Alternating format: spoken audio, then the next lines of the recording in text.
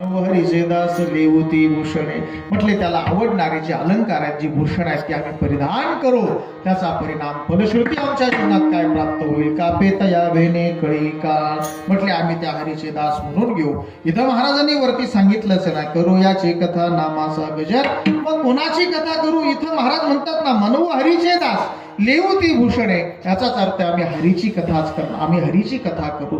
मग मुद्दा महाराज तुम्ही इथं हरीचे दास म्हणून घेतायत, स्वतःला दास म्हणून घेतायत, पण आज जर परिस्थितीचा विचार केला तर प्रत्येक माणसाला मालक व्हायचंय, स्वामी व्हायचंय, मोठं व्हायचंय, आणि तुम्ही दास होण्यामध्ये इथं धन्यता मानतात किंवा स्वतःला दास म्हणून घेऊ असं या ठिकाणी म्हणतायत.